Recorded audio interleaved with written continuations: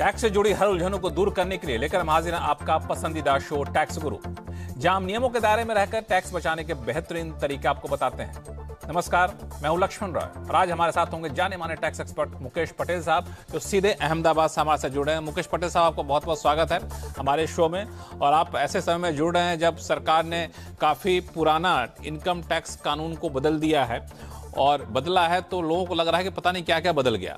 तो समय समय पे आप बताते रहे हैं, लेकिन और भी क्या कुछ बारीकियां आपसे पूछूंगा, क्योंकि आपने काफी रिसर्च किया। इसलिए दर्शकों को बता दूं कि अगले आधे घंटे तक हम लोग कई सारी बारीकी बातें बताने वाले हैं। खास तौर से 2 करोड़ से ज्यादा लोग ऐसे हैं जो जीरो टीडीएस के लिए फॉर्म भरते हैं। तो जो फॉर्म भरते हैं ना, तो मैं देख रहा था डेटा, उस डेटा में मैंने देखा कि 15G और 15H ये एक फॉर्म भरते हैं, उसको लेकर के अब नया फॉर्म आ गया है और 15G और 15H की हो गई विदाई।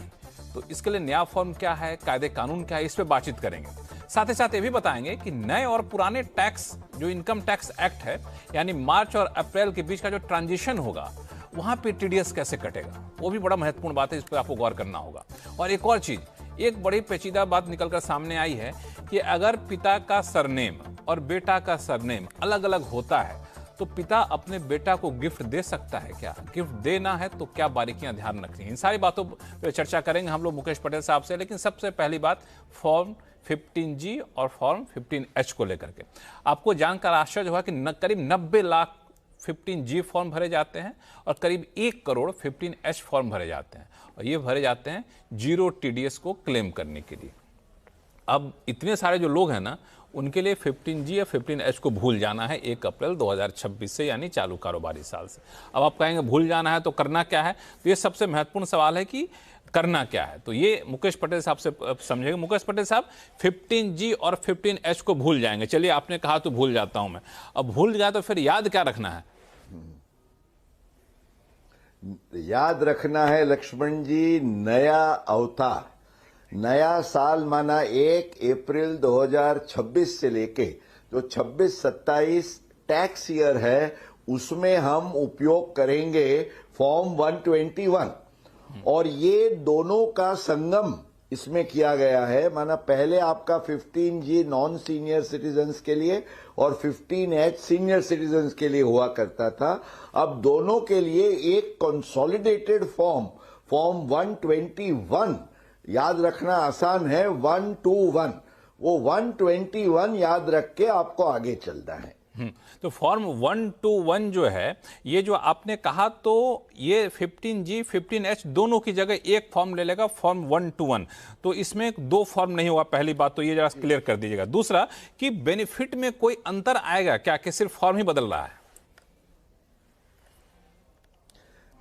लक्ष्मण जी, सबसे पहले मैंने जैसे बताया, अब 2 फॉर्म नहीं, एक ही फॉर्म होगा।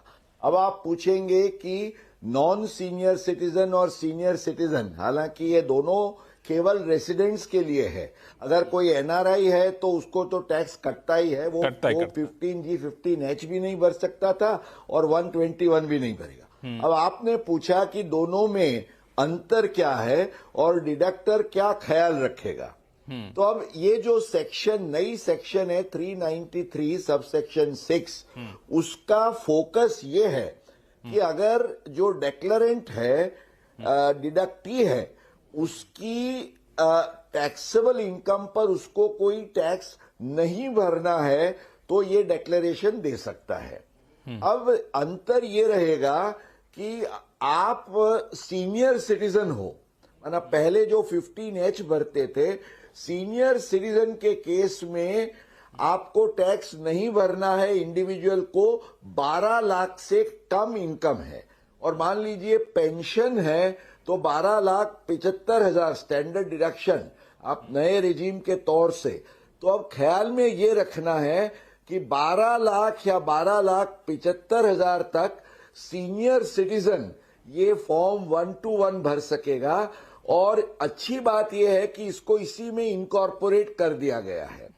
अगर आप नॉन सीनियर हैं, क्योंकि एज से पता तो चलेगा आप नॉन सीनियर हैं, तो आपके लिए ये 12 लाख वाली लिमिट नहीं लगेगी, आपको बेसिक एग्जम्पशन लिमिट का ही फायदा मिलेगा। न्यू रेजिम में 4 लाख से कम है और पुराने रेजिम ओल्ड रेजिम में 2.5 लाख से कम है, तभी आप ये डिक्लेरेशन भर सकेंगे। बिल्कुल, मैं यही सवाल पूछना ही चाह रहा था कि आपसे कि इसमें इनकम टैक्स की सीमा कोई है कि इनकम कितनी होनी चाहिए। एक चीज और कि ये सिर्फ इंडिविजुअल के लिए है या फिर एचयूएफ हैं, एओपीज हैं, चैरिटेबल ट्रस्ट हैं, वो सब भी इसको भर सकते हैं? बिल्कुल भर सकते हैं, क्योंकि इंडिविजुअल के साथ जो एचयूएफ है उसमें भी ओल्ड और न्यू में मैंने जैसे लिमिट्स बताई 2.5 लाख और 4 लाख, और एओपी के केस में भी यही लिमिट होती है। इनफैक्ट चैरिटेबल ट्रस्ट को भी एओपी माना जाता है, इसलिए उसके केस में भी छोटे छोटे ट्रस्ट है, उनकी 4 लाख से कम इनकम है, तो नए रेजिम के आधार से वो ये फॉर्म 1 to 1 भर सकेंगे। बिल्कुल। तो एक चीज और, इसका काफी फायदा मिलेगा। एक चीज और बड़ा इंटरेस्टिंग सा मामला है कि दोनों में फीचर सेम है कि फीचर अलग अलग है। अगर सेम है तो फिर फॉर्म क्यों बदला, या फिर कुछ अलग फीचर तो वो जरा बता दी दर्शकों को।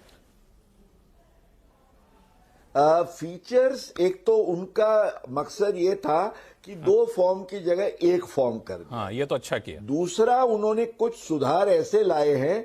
एक तो क्या था, पहले सीबीडीटी के सर्कुलर के तहत ये सीनियर सिटीजन को हम विशेष फायदा देते थे रिबेट के आधार से। अब उसमें कई जो इंस्टीट्यूशंस या बैंक्स हैं वो एक्सेप्ट नहीं करते थे। आपको याद होगा टैक्स गुरु में भी बहुत सारे हमारे पास सवाल आते थे। अब इसी फॉर्म में इसको स्पष्ट कर दिया गया है और कानून में ये बदलाव लाया गया है। तो ये और एक तीसरी बहुत इंटरेस्टिंग बात ये है कि आप गलत डिक्लेरेशन कर रहे हैं या नहीं उस पर उनकी नजर रहे, इसलिए वो पिछले 2 साल की आपकी टोटल इनकम, आपने आईटीआर कब भरा और कितनी रकम का भरा एक्नॉलेजमेंट के साथ, वो डिटेल्स भी इसमें मांग रहे हैं पहली बार।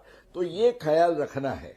तो आपने दोनों बातें कह दी, एक तो डरा भी दिया लोगों को कि भाई 2 साल का पूरा हिसाब किताब मांग रहे हैं आपसे, तो कुछ उल्टा पुल्टा कर नहीं पाएंगे। दूसरा, जो लोग सही रास्ते से चल रहे हैं, टैक्स गुरु के बताए रास्ते पे चल रहे हैं, उनके लिए अच्छी बात यह है कि आपके लिए कायदे कानून को आसान कर दिया गया है। 2 फॉर्म की जगह 1 फॉर्म कर दिया है, जितना बखूबी से बताया मुकेश पटेल साहब ने। एक चीज और, चलते चलते टीडीएस का ही मामला है, क्योंकि एफएम ने एक बार और कही थी वित्त मंत्री साहिबा ने कि सिंगल विंडो फाइलिंग की व्यवस्था हम लोग शुरू कर रहे हैं नो टीडीएस वालों के लिए इन रिस्पेक्ट ऑफ डिविडेंड्स। तो वो क्या, थोड़ा संक्षिप्त में बताइए, तो फिर हम लोग चलेंगे। ढेर सारे कॉल आ चुके हैं हमारे पास।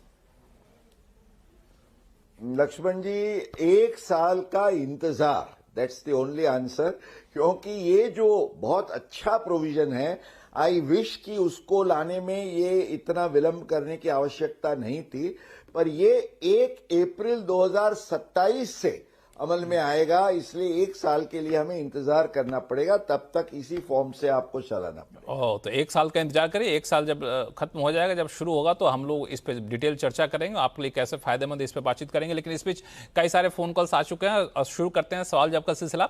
सबसे पहले चलते हैं दिल्ली, जहां से उत्साह वार्ष्णेय जी हमारे साथ फोन लाइन पर जुड़ चुके हैं।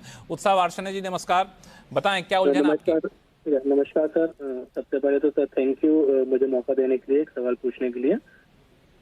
जी, बहुत बहुत धन्यवाद हमारे शो में जुड़ने के लिए। तो मेरा सवाल एक्चुअली थोड़ा मैं पीछे से बैकग्राउंड से चलता हूँ कि मैं फाइनेंशियल ईयर 2024-25 में स्टार्टिंग में, जब अप्रैल स्टार्टिंग में कंपनी ने हम लोगों से टैक्स डिक्लेरेशन और प्रोविजनल डिक्लेरेशन मांगे थे लाइक टैक्स रिजिम के लिए, तो मैंने वहाँ पे उस समय ओल्ड रिजिम कंपनी को बोला था कि ओल्ड रिजिम के थ्रू मैं जाऊंगा और अपने इन्वेस्टमेंट्स वगैरह डिक्लेयर करूंगा। लेकिन जब दिसंबर में कंपनी ने इन्वेस्टमेंट्स वगैरह मांगे तो मेरे पास पूरे नहीं हो पाए थे, तो मैंने कम इन्वेस्टमेंट सिखाए बोला उनको, और उन्होंने फिर उस हिसाब से जनवरी फरवरी मार्च में ज्यादा टैक्स काट लिया।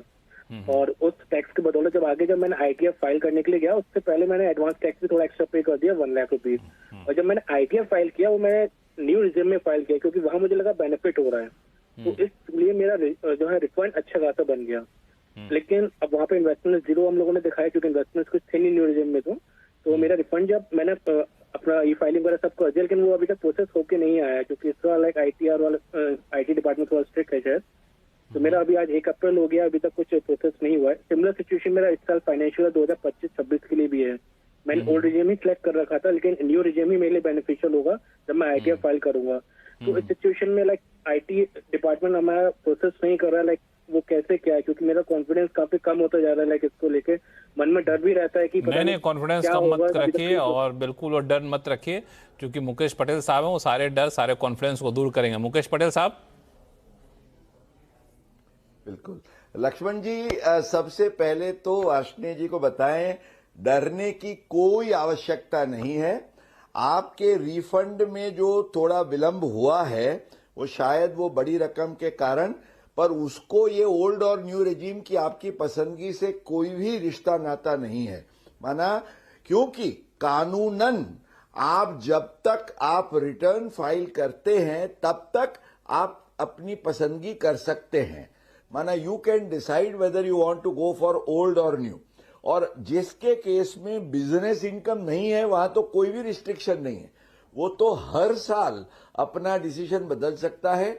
और कभी आपने अपने एम्प्लॉयर को एक ऑप्शन बताया है, पर रिटर्न फाइल करते समय आपको लगता है कि दूसरा ऑप्शन आपके लिए ज्यादा फायदेमंद है, तो आप जरूर बदल सकते हैं, इसमें कोई फिक्र मत करिए।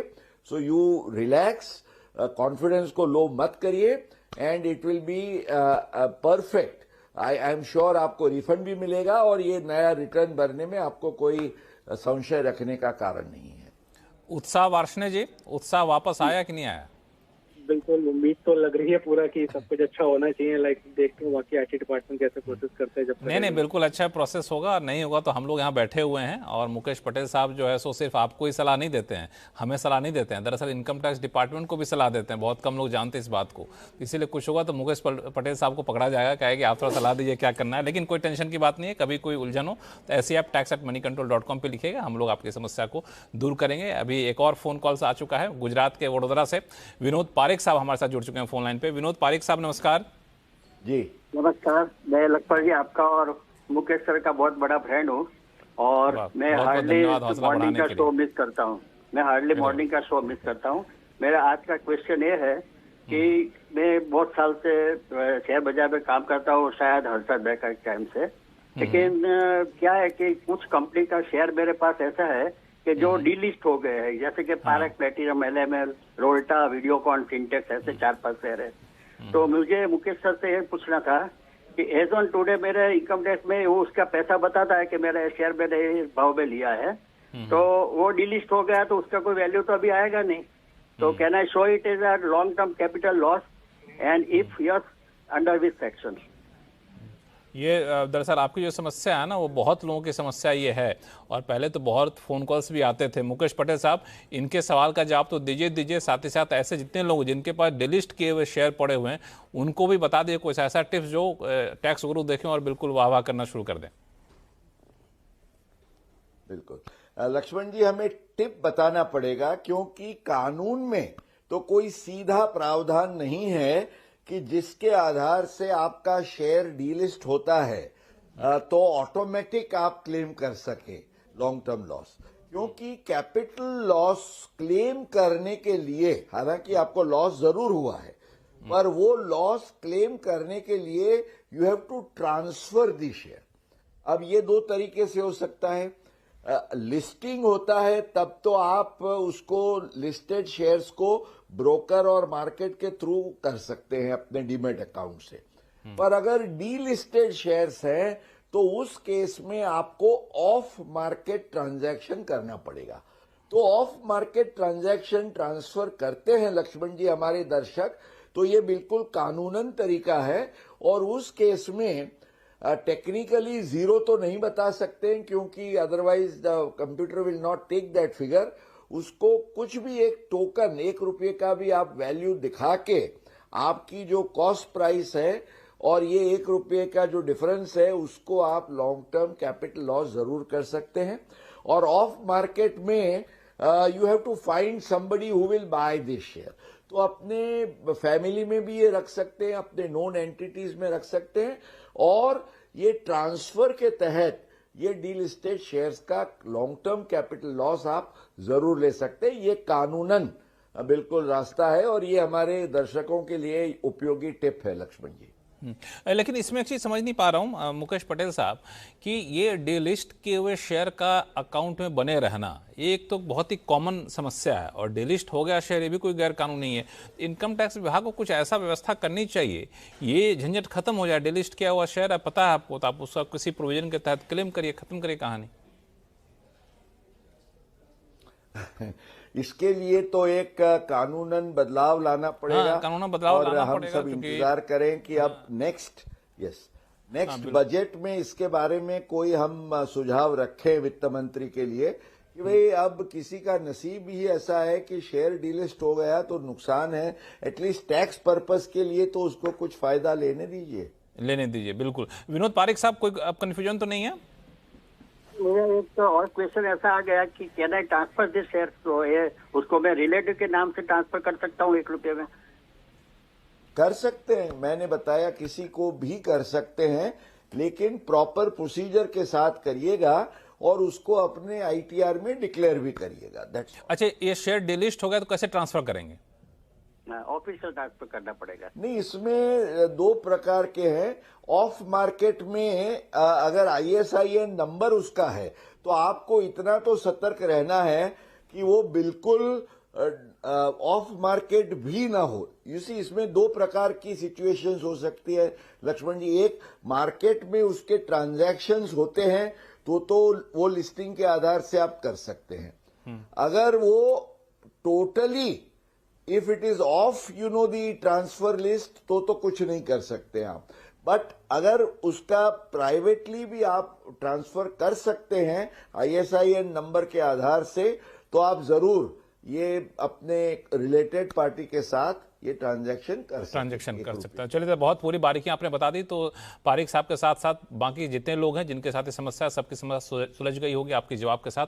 और फिलहाल वक्त है छोटे से ब्रेक का बताएं कि मार्च अप्रैल का जो ट्रांजिशन पीरियड है उस दौरान अगर आपको TDS कट रहा है तो कैसे उसको क्लेम करें, इस पर बातचीत करेंगे। छोटे से ब्रेक के बाद लौटते हैं, कहीं जाइएगा नहीं। ब्रेक के बाद एक बार फिर से आपका स्वागत है। आप देख रहे हैं टैक्स गुरु और आपके सवालों का जवाब देने के लिए हमारे साथ बने हुए हैं अहमदाबाद से जाने माने टैक्स एक्सपर्ट मुकेश पटेल साहब। मुकेश पटेल साहब, कई लोगों के सवाल हैं, लेकिन उससे पहले एक छोटा सवाल मेरे पास है। वो दरअसल TDS से जुड़ा हुआ ही, पिछली बार आपसे पूछ नहीं पाया था कि ये ट्रांजिशन पीरियड जो हो रहा है मार्च अप्रैल में, तो उस वक्त TDS किसी का कट रहा है तो उसका क्या हिसाब किताब कैसे रखा जाए? बिल्कुल, ये ट्रांजिशन ईयर माना संक्रांति काल है, पुराने से आप नए में जा रहे हैं।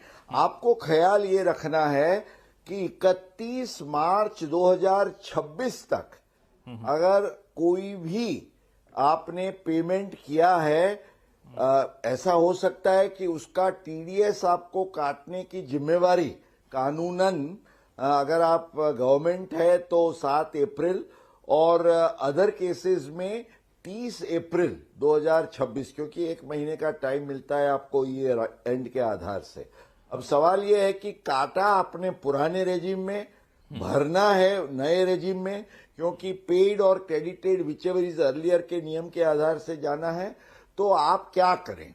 तो इसके लिए CBDT ने जो क्लैरिफिकेशन दिया है लक्ष्मण जी, हमारे दर्शकों को हमें बताना है कि 31 मार्च 2026 तक के जो भी पेमेंट्स हैं उसका TDS डिडक्टर ने काटा है, वो नए साल में भरते हैं तो भी पुराना चालान, पुराना स्टेटमेंट वगैरह उसी का आधार लेना है। और ये जो नया कानून, नए फॉर्म्स और नया प्रोसीजर है वो 1 अप्रैल 2026 के बाद जो पेमेंट्स पहली बार पेड या क्रेडिटेड होते हैं उसी को ये लागू होंगे, ये हमें ध्यान रखना है लक्ष्मण। तो ये बिल्कुल काफ़ी इंटरेस्टिंग सा पॉइंट आपने बताया कि अगर अप्रैल में कट गया, क्रेडिट हुआ, मार्च में कट गया, क्रेडिट हुआ, अप्रैल में चल के, तो इस ट्रांजिशन पीरियड में कैसे TDS का क्या हिसाब किताब रखना है। एक सवाल आया है, बड़ा इंटरेस्टिंग है मुकेश पटेल साहब, वो है अभिषेक बंसल साहब का जी। ये दरअसल मध्य प्रदेश से इन्होंने सवाल पूछा है, शायद ग्वालियर से इन्होंने सवाल पूछा है। फ़ोन पे हैं, हमारे साथ जुड़ चुके हैं, तो उनसे पूछ ही लेते हैं क्या सवाल है, फिर बताइएगा। बड़ा इंटरेस्टिंग सा सवाल मुझे लगा। अभिषेक जी, स्वागत है हमारे शो में, बताएं क्या सवाल है आपका। गुड आफ्टरनून सर, लक्ष्मण जी। जी गुड आफ्टरनून, नमस्ते सर। मेरा क्वेश्चन ये है, गुड आफ्टरनून। आज से हमारा नया वित्त वर्ष शुरू हुआ है 26-27, जी, और मैंने सर अपने लास्ट फाइनेंस ईयर जो कि 25-26 जो कि कल ही खत्म हुआ है, तो इसमें अभी मैंने मेरे फादर के अकाउंट में, मेरे अकाउंट से मेरे फादर के अकाउंट में 2 लाख रुपए आरटीजीएस के थ्रू ट्रांसफर किए हैं। अब प्रॉब्लम यह है कि मेरा सरनेम जो मेरे लीगल डॉक्यूमेंट्स है उसमें मैं अपने नाम में बंसल लिखता हूं और मेरे फादर लिखते हैं अग्रवाल। तो क्या मैं टैक्स सेविंग का जो बेनिफिट ले सकता हूं, जो फैमिली रिलेशन पिता एंड पुत्र के बीच होता है, तो उसमें टैक्स का बेनिफिट मिल जाएगा मेरे को, गिफ्ट वाला? तो ये समझना चाह रहा हूँ, जो हमारा सरनेम का इशू है कि वो अग्रवाल लिखते हैं और मैं बंसल लिखता हूँ, तो क्या ये कोई प्रॉब्लम क्रिएट करेगा हमारा लिए? हालांकि आपने जो सवाल पूछा है अभिषेक जी, वो बहुत लोगों के मन में जाहिर सा बात है जो उठेगा ये सवाल। मुकेश पटेल साहब, सरनेम देखा जाता है या फिर कुछ अलग हिसाब? सबसे नहीं, उनको कोई फिक्र की आवश्यकता नहीं है।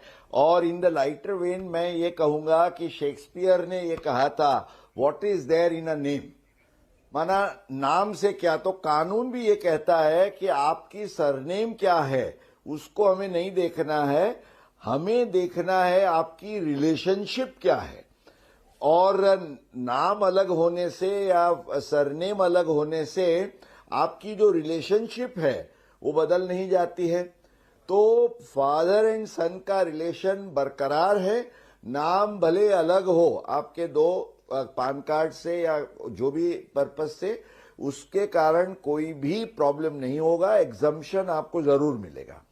एक प्रैक्टिकल एडवाइस आपको और आपके जैसे हमारे बहुत सारे दर्शकों को मैं ये देना चाहूंगा कि जब आप जैसे आरटीजीएस से करते हैं या ऐसे चेक से या कोई भी इंस्ट्रूमेंट से अपने रिश्तेदार को जब गिफ्ट देते हैं, तो भविष्य में इसके बारे में कोई परिस्थिति खड़ी हो कि जहां आपको एक्सप्लेन करना हो या एविडेंस के रूप में सपोर्ट करना हो, ये जरूरी नहीं है कि आप कोई लीगल स्टैम्प पेपर पर ये करें, पर एक छोटा सा लेटर टाइप का भी ले लें which is giving a clear support और इंडिकेशन कि भाई ये जो आपको मिला है वो आपको गिफ्ट के तौर से अपने रिश्तेदार, जो सेक्शन हमारे कानूनन इनकम टैक्स एक्ट के तहत बताया गया है, उसके आधार से मिला है, तो आपको ये उपयोगी रहेगा। Lakshman ji, that's the only advice, otherwise Abhishek ji कोई कंफ्यूजन? जी सर, बस लास्ट क्वेश्चन मेरा ये है, जैसे कि सर ने कहा कि इसके लिए अपन राइटिंग में लेना है, तो इसके लिए अगर एक सादे पेपर पे या 10 रुपए का स्टाम्प है, और जैसे मैंने 30 मार्च को ट्रांसफर किया था मेरे फादर को, तो क्या उसी डेट में मेरे को लिखवाना रहेगा या उसके बाद में आज की डेट में या 2 दिन बाद की डेट में अपने फादर से लिखवा लूं? नहीं, बाद में भी हो सकता है, बाद में भी हो सकता है। आपको सबसे पहले मैंने जैसे बताया, कोई स्टैम्प पेपर की आवश्यकता नहीं है। It should be just a simple letter in whatever form, उसका कोई ऐसा लीगल फॉर्मेट भी नहीं है। क्लियर होना चाहिए कि आपके और आपके फादर के बीच में ये गिफ्ट का व्यवहार हुआ है, क्योंकि रेसिपिएंट को, और इम्पोर्टेंट ये है कि आप जिस फादर को आपने गिफ्ट दिया, तो फादर अपने आईटीआर में शेड्यूल EI एग्जम्प्ट इनकम का जो शेड्यूल है उसमें ये डिक्लेयर करे। ये महत्वपूर्ण है। 2 चीजें, एक लेटर रखिए और एक आप आईटीआर में इसको एग्जम्पशन के तौर से क्लियर एग्जम्प्ट इनकम दिखाइए, then you have nothing to worry. ये इसमें हम लोग ईमेल पे भी कर सकते हैं, क्यों पटेल साहब? हाँ, व्हाई नॉट, कोई भी form of communication is okay. मतलब जस्ट कि हमको इनकम टैक्स आईटीआर में दिखाना इतना ही महत्वपूर्ण है। हाँ, आईटीआर में दिखाना महत्वपूर्ण है, और प्लस कोई भी एक प्रूफ हो, ईमेल पे कर दिए। ईमेल में ये होता है कि कागज खो जाए, कहीं कुछ हो जाए, ईमेल पे है तो हमेशा के लिए रिकॉर्ड यहाँ पर रह गया। कभी भी इनकम टैक्स विभाग खुदा ना खास्ता कहीं पूछ दे तो हमारे पास जानकारी होनी चाहिए। लेकिन सवाल बड़ा अच्छा था इसमें, इस वजह से क्योंकि ये कन्फ्यूजन बहुत लोगों के पास होता है। लेकिन मुझे सबसे ज़्यादा खुशी इस बात को लेकर हुई कि हमारे दर्शक, टैक्स गुरु के दर्शक कितने अवेयर रहते हैं कानून और कंप्लायंस को फॉलो करने के लिए। काफ़ी इंटरेस्टिंग सी चीज़ रही। बहुत बहुत धन्यवाद अभिषेक जी सवाल लेकर आने के लिए हमारे पास, और मुकेश पटेल साहब आपका ये बहुत बहुत धन्यवाद सभी सवालों का बहुत ही आसान भाषा में और बहुत ही गहराई में जाकर जवाब देने के लिए। और टैक्स गुरु में फिलहाल इतना ही। आपके पास कोई भी सवाल हो, चाहे इनकम टैक्स से जुड़ा हुआ हो या फिर जीएसटी से, तो आप हमें लिख भेजिए tax@moneycontrol.com पे, और सवाल के साथ अपना नाम और मोबाइल नंबर, हो सके 2 मोबाइल नंबर दे दीजिए, एक न लगे दूसरे बातचीत करा सके। सीधा टैक्स गुरु से आपके ऐसे बातचीत कराऊंगा, आपके हर उलझनों को दूर करूंगा। टैक्स गुरु में फिलहाल इतना ही। देखते रहिए सिंह से आवाज। नमस्कार।